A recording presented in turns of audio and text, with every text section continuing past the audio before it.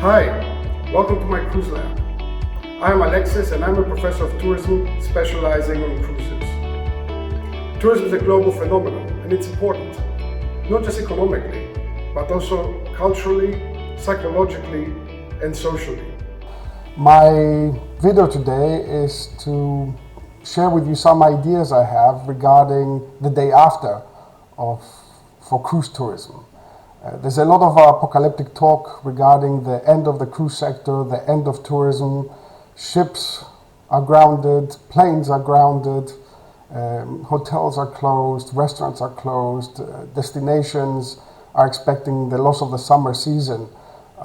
What does this actually mean for the future? Is that the end? Well, I doubt it. To a certain degree, we've had crises before. Not maybe at this scale, not of this kind, but fact remains that people will continue to travel, and more so for leisure.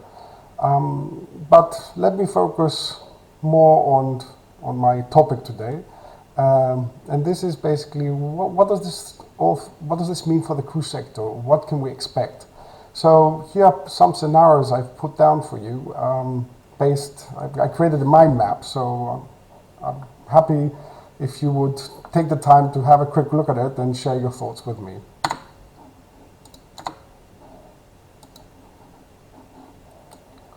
So here we are. So cruise tourism the day after.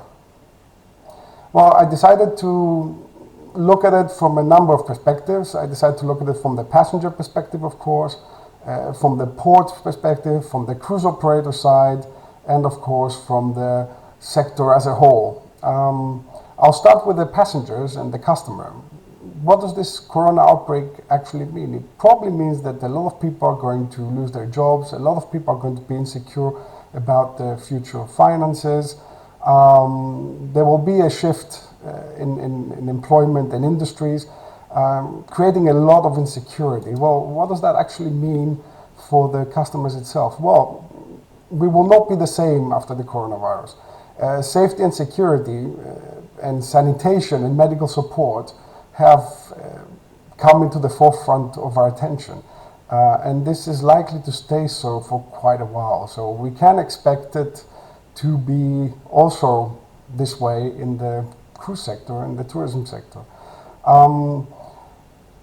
Essentially, what we can expect here is extend and enforce standards.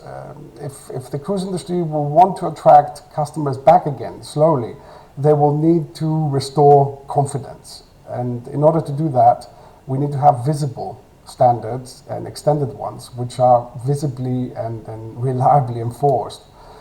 So we can expect to see more international health regulations being applied on board. We can start, this obviously will mean certain service restrictions, because if we are, checking people, having procedures in place for quarantines, new roles on board, sanitation standards, those do pose a restriction on what's possible and what's not. And obviously this comes with increased costs, and particularly those required for risk management. So what I could see here is a bit of going a bit far away from the whole aspect of flags of convenience to what I like to call flags of confidence. Standards and enforcement of standards, plus support coming from the state, from the public authorities, in case of an emergency, is going to become increasingly important. The big question is, do the countries offering tax benefits, are they able to support reliably cruise companies or cruise ships should they come into this kind of emergency? And most importantly, do people trust those flags of convenience and the states behind them to take care of them and to jump in for them when things go wrong? So I can expect a lot happening with this kind of aspect. An indication is cruise companies, or what President Trump said recently, that, well, cruise companies should pay some taxes if they want to receive financial help. This is fair and square. You cannot use, let's say, tax havens simply because it's legal or it's possible, and then come demanding financial support from a different country you don't pay taxes with. It's just not going to work. So I think cruise companies will reconsider this whole aspect of flags of convenience, and perhaps they'll move closely to flags of confidence. Coming back again to the passengers, after the crisis, the big issue is going to be financial insecurity. So to a certain degree, people would want to make sure they don't waste their money. A lot of people will not have money. A lot of people have lost money. So important here is predictability. Can I predict what I'm going to spend? Adding extras. So this whole all-inclusive aspect. This is also why it has been so successful in package tourism as well. Is simply because it allows people to know exactly how they're going to spend and how much they're going to spend and what they're going to get for it. And this has also been slowly becoming more and more successful in the cruise industry as well. TUI Cruises is a typical example, which with its high-end all-inclusive. We will need structural guarantees. People need to make sure that if for some reason there's some change in the itinerary or the trip gets cancelled, that they can have access to their money back. To a certain degree, the cruise companies have been pretty good in refunding people and making sure that living up to the guarantees they should be providing. I want to look a bit more closely to the whole issue of space and seclusion. Now, we have seen with the outbreaks that quarantining infected people on board has not been very effective. Plus, having all this quarantine, this global quarantine, I think people will also be more keen on having the possibility to seclude themselves and avoid large groups of people. So on the one hand, I think there will be an increased psychological need for one's own space and to avoid crowds. And I mean, let's face it, nobody really enjoys overcrowded places. I think, the whole discussion about over-tourism, which was actually more about overcrowding, it's a typical indication of this. So in addition to that, it would be also pretty useful to be able to have more space and seclude people. Simply, should an outbreak occur, it would be easier, let's say, to flatten the ship infection curve, if you wish. And last but not least, with this crisis, we have seen a lot of possibilities as well regarding what's possible online and what's digitally possible. And I think people are getting used to this very quickly. So all those things together can be actually deal with what I like to call the smartest imperative. So, the cruise sector has been getting smarter, tourism has been getting smarter, but this outbreak and the crisis it brings, it simply accelerates the development of this smartness to a degree which would not have otherwise been possible. So what can we expect here? We can expect price reductions. We can expect agile bookings, so people will become more flexible, more spontaneous with what they book. Obviously, this will have an implication on intermediaries. Here I'm talking about travel agencies, brick and mortar travel agencies. I think a lot of people have been forced to dive into the online world and e-commerce, and I think they've discovering also the benefits and the convenience it brings, and this will have an impact on more traditional intermediaries, let's say. Plus, we can see a lot of more digital services being available on board, including smart cabins, for a number of reasons. For one, it will allow to reduce the number of personnel on board. It's a bit of digital self-service. And this will create more space on board for revenue-bringing customers. So then the second effect I want to talk about is what I call the smart cruisescape. So we will have a more digitally connected vertical chain and more digital offerings on board ships.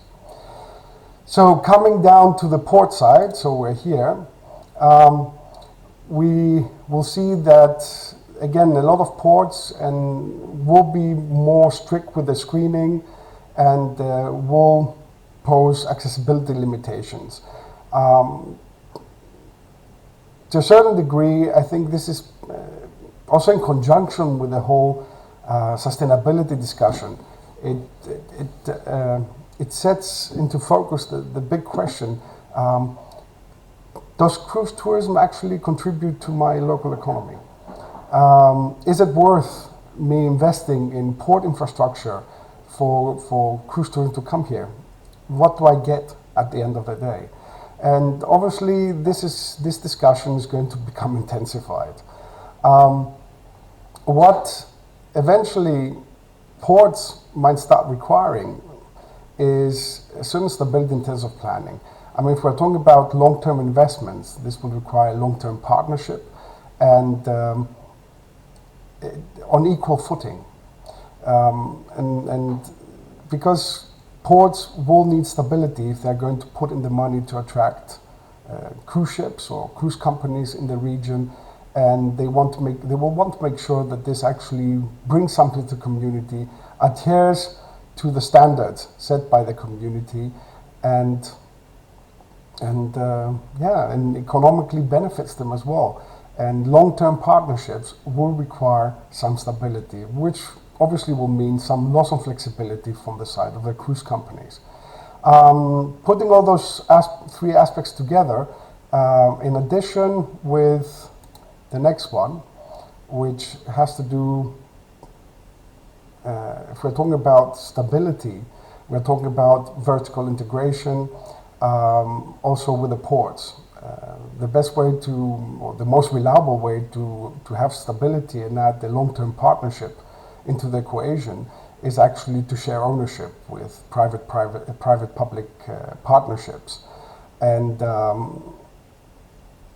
cruise operators might also, in order to offer more security, more safety, also try something which I like to call supply chain branding. So they will like to see their brands also within ports, and it will the services and the partnerships will extend beyond the actual port facilities and throughout the whole infrastructure of the destination. And this in turn obviously will bring a more intensified captive pricing. Captive pricing is a situation whereby you charge a low price for the booking, and then you try to compensate for this discount by selling additional services on board, so-called onboard revenue, which has been steadily increasing. This is actually what has been happening over the last decades in the cruise industry. Obviously, this captive pricing activity will come somewhat in conflict with the savings and spending predictability the customers required. So this will need to be resolved somehow, and I think the resolution lies in agile bookings. People should decide on the spot what they want to book and what not, and they should have this possibility, this information way beforehand. So I think transparency is the only way to resolve this conflict. Now, if we take those 6 activities that might take place, namely ports becoming a bit more self-confident, posing more limitations and more demands on cruise companies, while cruise companies are trying to extend themselves and integrate the service provision within the destinations, will result to something which I called extended cocooning. So a cruise ship has been very successful because of this cocoon principle. You are in a protected environment, everything is controlled, the whole experience is controlled, and passengers exit the cocoon in order to get some impressions and visit some places, only to return back to their comfort zone, to their cocoon. Now, with this, we will have an extended cocoon which essentially means, we will see more private islands coming into place, because that will give cruise companies full control about on the shore experience as well, and what I like to call alibi itineraries. The itineraries will become reduced, and to a certain degree, the ship is going to increasingly becoming a destination for that matter. And the itinerary will be just in place, just have a few ports to offer some impressions, and those will be partner ports, let's say. Home ports are going to increase in importance. We can expect home porting to take place particularly close to the source markets, to the main source markets. The simple reason is that, short travel and avoiding mass travel is something that cruise customers and tourists in general are going to focus on, and therefore having proximity of the home port, of the start where the cruise starts and ends, with actual customers, where the customers live, is going to become more important. And the effect will be what I like to call here extended onboard revenue. The private island means it's basically an extension of the facilities on board, only on land. So onboard revenue is likely to increase, and obviously, coming to price reductions. So coming to price reductions, ticket prices are going to decrease for that matter. So my third effect here would be that we can expect to see not just mega ships where the cruise is destination itself, we can actually see a cruise resort enclaves. So those are land and sea resorts involving ships plus ports acting as an enclave, as a tourism enclave, as a unified tourist destination. Last but not least, let's see what's going to happen at the sector as a whole.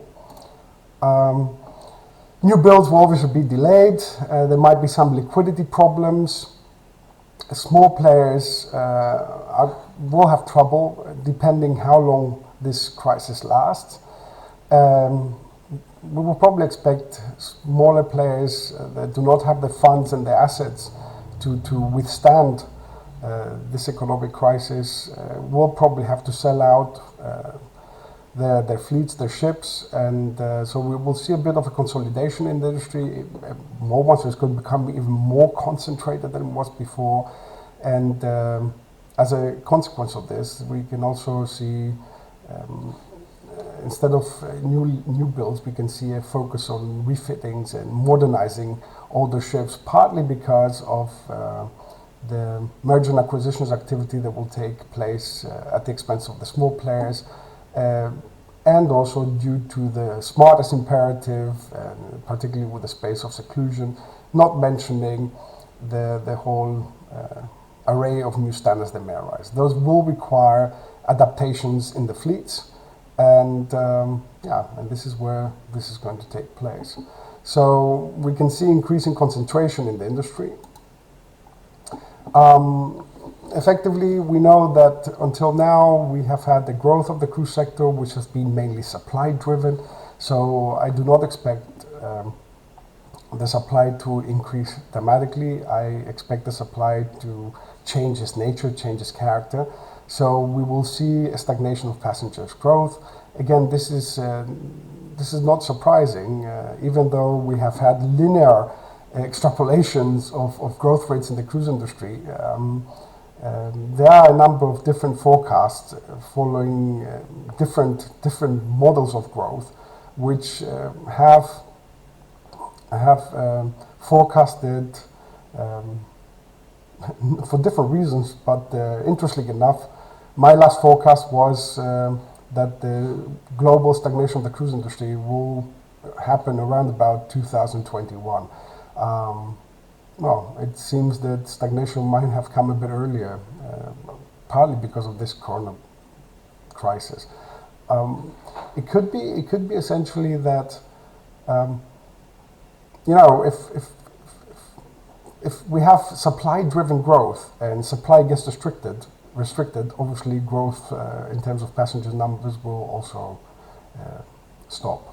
The economic impacts that have been a key issue so far in terms of promoting the cruise industry will shift even more towards the actual source markets, because they happen to be the ones offering, let's say, the big chunks of the economic benefits in the cruise industry. Namely, we're talking about shipbuilding, we're talking about the business-to-business area, which actually pertains the larger economic benefits in the cruise sector. And based on what we see here, we can see more of that happening, with less spending, passenger and crew spending at the destination, which is implied from the previous effects I've been talking about. And this brings me down to two other aspects, which have to do with cruise region mainstreaming and segment consolidation. Now, with the shakeout of the smaller players, a lot of niches, both geographical as well as thematic, will go away with this as well. And by the cocooning phenomenon, a lot of, in terms of the product, will become more and more standardized. Ultimately, this means that cruise companies are going to focus and concentrate themselves on particular regions, also for the longer or medium term, and we'll see a reduction of the different number of segments, all concentrating in the middle. So this effect, I like to call it flatten the curve, which is it's quite popular at the moment in terms of a metaphor. So we're talking about cruise companies, and segmentation is going to move towards the middle and try to capture as much of the market share in the actual mainstream market. So if we look at those four effects, we can see that actually a lot of them are not new. So, to a certain degree, the coronavirus has acted a bit like a catalyst, accelerating what was already happening in the cruise industry. All those effects have been forecast in the past. I've written a number of papers about all this, and I've held a number of presentations. And what I actually notice is that, like digitalization, which has been immensely accelerated due to the coronavirus, the same is actually happening happening within the cruise industry. A lot of those effects are expected. They were happening a bit slowly due to the previous and the other creeping crises we have in place, which has to do with ecology and sustainability and corporate social responsibility. What the coronavirus did, it simply accelerated everything in warp speed. So what does this mean for the ports? It means that the clusters need to become more solid within the port destinations, and they need to really develop the capacity to become competitive in terms of home porting and in terms of providing access to important source markets. And they will need to develop the competence to go into those partnerships, manage them and control them with the cruise operators. Yeah, so this is more or less it. I'm sorry I don't have spectacular or apocalyptic news to show you, but everything is going to be different, but in the future, and with the coronavirus more so. But somehow everything being always different is a constant, is the same. So let's not panic and let's prepare for the day after. I wish good luck and a lot of health to everyone. Thank you.